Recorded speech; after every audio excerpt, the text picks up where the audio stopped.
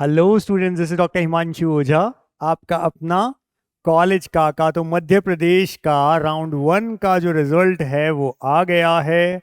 अब क्या तो रही कट ऑफ गवर्नमेंट कॉलेज की, और क्या आगे यानी कि नेक्स्ट स्टेप्स में आपको करना है, कैसे ज्वाइनिंग करनी है, क्या डॉक्यूमेंट्स चाहिए और अपग्रेडेशन का क्या प्रोसेस होता है, क्योंकि थोड़ा सा डिफरेंस है अपग्रेडेशन के प्रोसेस में एमपी में। उन सभी का आंसर आपको इस वीडियो में मिलेगा। लास्ट तक पूरा देखिएगा। चैनल सब्सक्राइब नहीं हो तो कर लेना, टेलीग्राम ज्वाइन कर लेना, डिस्क्रिप्शन में नीचे दे रखा है हमने लिंक उसका। और ये आपका हर कॉलेज का जो कट ऑफ है, अगर हम बात करें starting with Mahatma Gandhi medical college Indore, तो जनरल 8,510 लास्ट कट ऑफ गई है।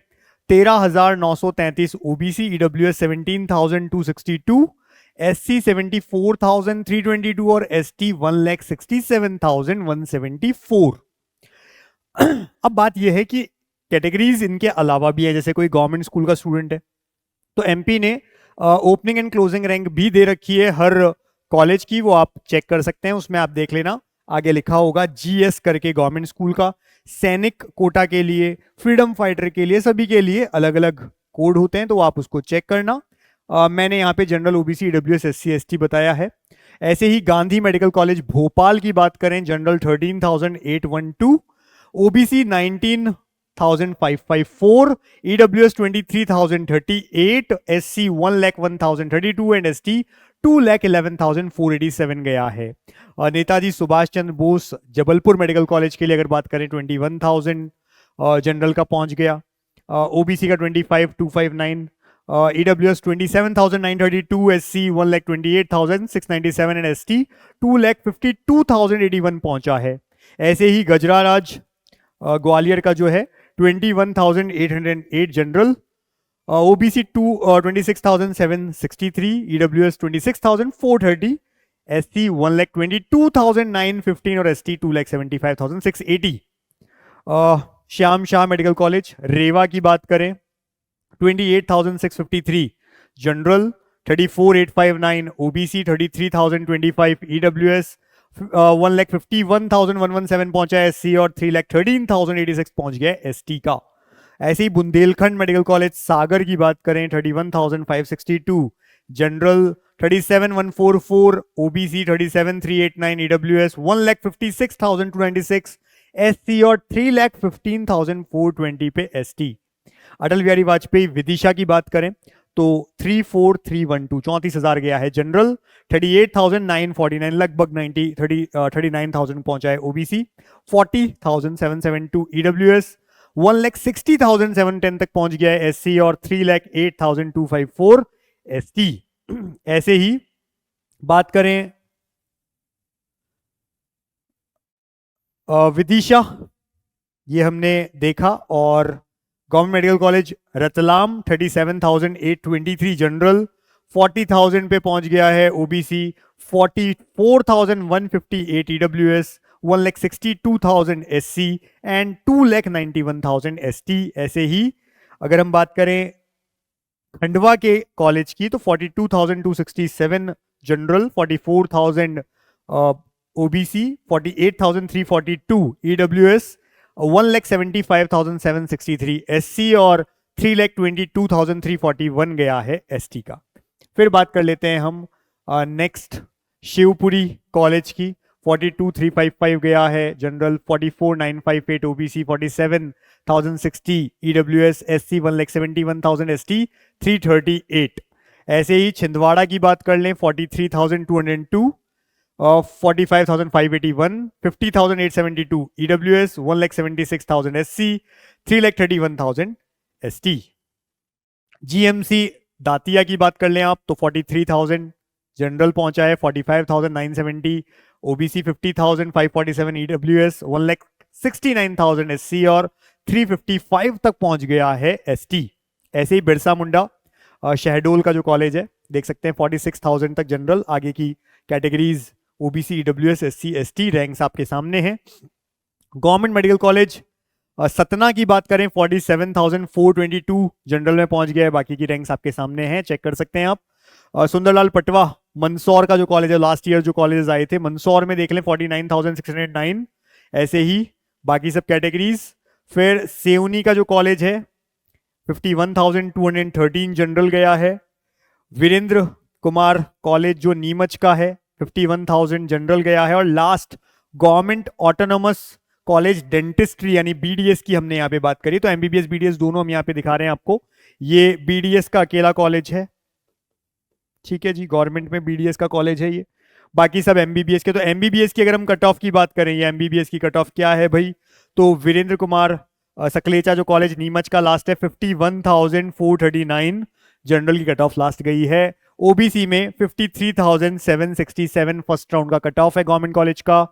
57,231 गया है ईडब्ल्यूएस का। 1,90,775 एससी का गया है। और एसटी में देखें तो ये कट ऑफ है 360, मतलब एसटी का इस जगह पे लास्ट जो है 3,60,472 लास्ट गया है एसटी का। तो ये जो हमने बनाए हैं ये लास्ट जो रैंक्स अलॉट हुए हैं गवर्नमेंट एमबीबीएस कॉलेज के लिए। गवर्नमेंट बीडीएस एक कॉलेज आपके सामने इंदौर का 70,475 जो एमबीबीएस यहां पर 51 पे क्लोज हुआ है, बीडीएस 70,000 पे क्लोज हुआ है गवर्नमेंट कॉलेज में। ऐसे ही ओबीसी 94,506 गया है एमपी में। ईडब्ल्यूएस 81,605 गया है। एससी 2,40,000 और एसटी 4,13,000 तक भी बीडीएस मिला। याद रखना ये बीडीएस का कॉलेज है, बाकी ये सारे एमबीबीएस के कॉलेजेस थे ऊपर तक, ठीक है। अब बात करते हैं नेक्स्ट स्टेप क्या होगा भाई। तो ये आपका जो अपडेटेड शेड्यूल है उस अकॉर्डिंग आज 18 तारीख को आपका रिजल्ट आ गया है। अब 19 से लेकर 23 तारीख तक आपको जो कॉलेज अलॉट हुआ है वहां जाना है। डॉक्यूमेंट वेरिफिकेशन होगा, सारे ओरिजिनल डॉक्यूमेंट्स और उनकी फोटोकॉपीज लेके जाना, फीस लेके जाना, सबमिट करके आना। वहां वो ऑनलाइन आपको ओके करेंगे, वहीं से आप अपग्रेडेशन पे जाएंगे। एक और चीज जो यहां मिसिंग होती है, exercise the option for upgradation for second round directly नहीं होता, ऐसे होता है bye candidate at the time of admission. तो जब आप एडमिशन लेने जा रहे हैं ना, वहां पर बोलना या तो यस और नो में कि आपको अपग्रेडेशन चाहिए या नहीं चाहिए। अगर यस कह रहे हो आप तो ओके कहेंगे, और उसके बाद ऑनलाइन आपको 19 to 23, जब 19 to 23 वहां जा रहे हैं वहां वो ओके कर देते हैं आप यस और नो पे। अगर यस करते हैं तो ऑनलाइन भी आपको सिलेक्ट करना है कि यस हमें अपग्रेडेशन पे आना है। पोर्टल पे आ जाएगा, जैसे आपने एडमिशन करवाया, डॉक्यूमेंट्स वेरिफिकेशन हुए, ऑनलाइन पोर्टल पे जाओगे, लॉगिन करोगे और फिर लिखोगे कि आपको अपग्रेडेशन पे जाना है। ये प्रोसेस एडिशनल एमपी में, एमसीसी या बाकी जगह पे नहीं होता ऐसा, बट एमपी में होता है, याद रखना। ऐसे ही अगर किसी को रिजाइन लेना है तो 19 से 24 तक रिजाइन भी ले सकता है, अगर ज्वाइन करने के बाद उसे वापस लेना है। लेकिन अगर किसी को कॉलेज अलॉट हुआ उसे ज्वाइन नहीं करना है, उस केस में रिजाइन नहीं लेना है, फिर आपको जाना भी नहीं है, कुछ नहीं करना, सीधा सेकंड राउंड की चॉइस फिलिंग करनी है, ठीक है। अगर आप कॉलेज ज्वाइन कर लेते हो उसके बाद छोड़ना चाहते हो तो उसे कहते हैं रेजिग्नेशन, याद रखना ये पॉइंट। तो ये 19 से 23 तक आपको ज्वाइन करना है, डॉक्यूमेंट्स और वेरिफिकेशन देके 6 बजे तक 23 तारीख की आप ज्वाइन कर सकते हो। तो यही टाइम है आपके पास 5 दिन का, इनमें आपको जाना है, ठीक है जी। ये लिखा हुआ है who are editing their choice filling through the candidate login must ensure that they lock, इसके बाद में अदरवाइज द प्रीवियस, ये तो आगे की बात हो गई। ऐसे ही अगर कोई बच्चा, it is mandatory for all candidates to exercise option for upgradation yes और no at the time of admission at college level. College level पे बताना पड़ेगा कि आप अपग्रेडेशन में जा रहे हैं, यस और नो, और उसके बाद ऑनलाइन में भी आप जाकर के ओके करेंगे। Can edit option for upgradation eight there candidate login till 24 August. Next, अब आपको क्या क्या चीजें लेके जानी है, तो ये है एमबीबीएस बीडीएस का, ये नहीं देखना है, ये वाला देखो इस साइड। तो चयन परीक्षा हेतु अभ्यर्थी के पंजीकरण, यानी आपने एमपी का फॉर्म भरा, वो फॉर्म का पूरा रजिस्ट्रेशन का आपको कॉपी लेके जानी है। ऐसे ही जो आपकी नीट का जो फॉर्म था, नीट जो आपने जो स्कोर कार्ड है, जो आपका एडमिट कार्ड है, वो सब लेके जाना, ठीक है। ऐसे ही रिजल्ट, एमसीआई द्वारा निर्धारित अर्हता परीक्षा यानी 12th क्लास की, जो 12th क्लास की मार्कशीट है वो, ऐसे ही 10th क्लास की जो मार्कशीट है वो लेके जाना है आपको, ओरिजिनल में सारी चीजें। ऐसे ही अगर आप स्थानीय निवासी हैं एमपी के तो डोमिसाइल सर्टिफिकेट चाहिए, लेके जाना। परीक्षा के ठीक पूर्व वर्ष में अभ्यर्थी के परिवार की वार्षिक आय का प्रमाण पत्र, ठीक है, कोई भी प्रमाण पत्र स्वयं अभ्यर्थी द्वारा भी जारी किया जा सकता है। मतलब ऐसा कुछ नहीं है कि आपको किसी से लेना है, आप ये लिख देंगे कि इतना हमारा एनुअल इनकम है लास्ट ईयर के अकॉर्डिंग, तो वो चलेगा। ऐसे ही आधार कार्ड आपको चाहिए, अगर आरक्षण रिजर्वेशन है तो जो भी आपका कार्ड है, SC ST OBC EW जिसका भी है, या PWD, उसकी आपको सर्टिफिकेट देना होगा। ऐसे ही PWD वाले का, NRI वालों को उनका डॉक्यूमेंट सारे चाहिए। फिर सीट लिविंग बॉन्ड कि हम कॉलेज नहीं छोड़ेंगे, उसका जो आपके परफॉर्मा है उनमें दे रखा है। ग्रामीण सेवा यानी कि सर्विस बॉन्ड, उसको भरवाना है। ऐसे ही अगर मूल निवासी हैं तो उसका और किसी और जगह पे आप नहीं पार्टिसिपेट कर रहे हैं उसका शपथ पत्र। फिर अगर कोई सैनिक या किसी और में आते हैं स्वतंत्रता संग्राम तो उसका भी आपको लेना होगा। अब ये देख लो, ये जो मैंने आपको बताया कि अगर किसी को अपग्रेडेशन में जाना है तो ऑनलाइन पहले वहां जाके बोल के आना, ऑफलाइन फिर ऑनलाइन में भी आकर के आपको सिलेक्ट करना है। साथ ही साथ जो अपग्रेडेशन में जाना चाहता है उसको क्या करना पड़ेगा, 500 रुपए के स्टैम्प पेपर पर बॉन्ड है जो आपके परफॉर्मा में दिए हैं उसको भरवा के देके जाना कि हम अपग्रेडेशन में जाना चाहते हैं। वो करना भी जरूरी है। अगर जो अपग्रेडेशन में जा रहा है यस, नो कर रहा है तो उसको जरूरत नहीं है, यस कर रहा है तो उसको 500 रुपए के स्टैम्प पे बनवाना जरूरी है। ठीक है जी। फिर ये मैंने आपको बताई दिया अपग्रेडेशन वाला, यस और नो वाला। ठीक है। ऐसे ही ग्रामीण सेवा बॉन्ड, ये जो अभी नया परफॉर्मा आया है, आपको पता होगा अमेंडमेंट हुआ था 2 दिन पहले आया था, तो ये बॉन्ड आपको भरवाना पड़ेगा बंद पत्र की राशि का 0.5%। मतलब आप किस पे एलिजिबल हैं, आप अगर नॉर्मल जनरल सीट पे आए हैं, आपके पास कोई किसी तरह की स्कॉलरशिप नहीं है, उस केस में आपको 10 लाख रुपए का रहेगा, है ना।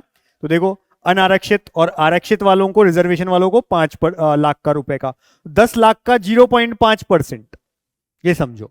ऐसे ही 5 लाख का 0.5%, उतने रुपए का स्टैम्प पेपर, तो नोटरी को जाकर के उतने का बताना है। ठीक है।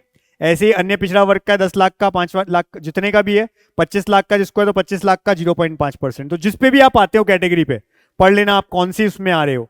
अगर आपको रिजर्वेशन मिला है, रिजर्वेशन के साथ आपको स्कॉलरशिप मिल रही है नहीं मिल रही है, उसको देखते हुए आपको भरना पड़ेगा। ठीक है। तो ये आपको बनवाना है कोर्ट में नोटरी से और सबमिट करना है। ऐसे ही ये ग्रामीण सेवा बॉन्ड जो अपन ने कहा अभी, ठीक है, प्रॉपरली अच्छे से बनवा के सबमिट करना। फिर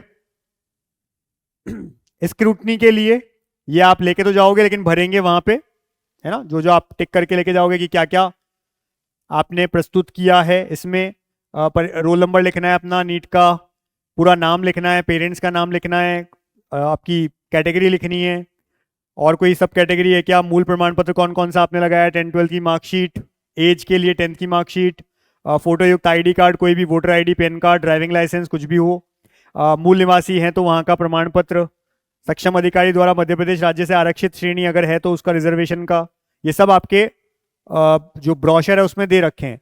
आर्थिक रूप से कमजोर AWS तो उसके लिए, तहसीलदार से जारी आय प्रमाण पत्र उसके लिए लगाना है, खास करके जो क्रीमी नॉन क्रीमी लेयर के निर्धारण हेतु अगर AWS में जा रहे हैं, OBC नॉन क्रीमी में, तो उसके लिए चाहिए।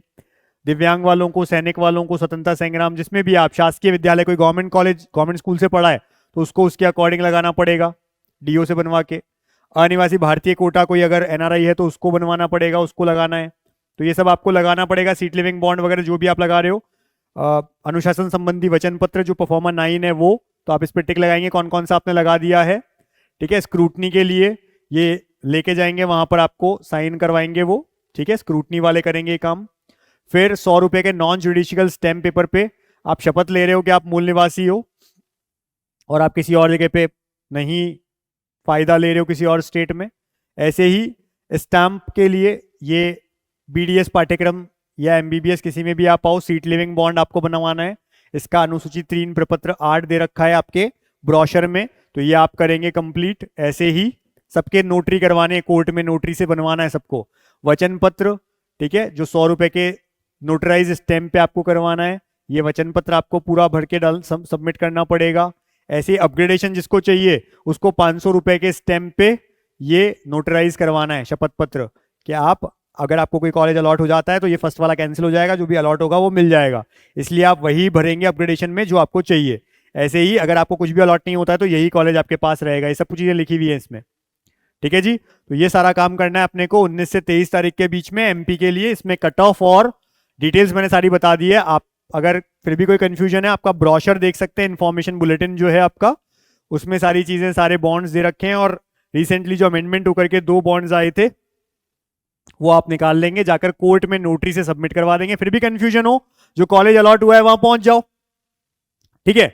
फीस के लिए अपने साथ चेकबुक ले जाओ और पहुंच जाओ सारे डॉक्यूमेंट्स लेके। वहां जाके पूछ लो कि हमें क्या करवाना है क्या नहीं करवाना है, वो बता देंगे, जाकर के कोर्ट से करवा के वहीं सबमिट कर दो। ऐसे ही फीस जो बोले उतने का अगर DD बनवाना हो तो उसी सिटी में बैंक होगा, जाकर डीडी बनवा के सबमिट कर देना। ऑनलाइन ले लें तो बहुत ही बढ़िया है, तुरंत आप ऑनलाइन पेमेंट कर देना। तो सारी चीजें आपके सामने, बेटर रहेगा कॉलेज जाके फिर उसी सिटी से आप सारे कोर्ट वगैरह का काम करवा लें, जिससे कंफ्यूजन नहीं रहे। जिनको कॉलेजेस मिल गए अच्छे, कॉन्ग्रेचुलेशंस, और जो अभी बहुत बाउंड्री पे हैं अगले राउंड में मिल जाएंगे, उनको wish you all the best. Thank you.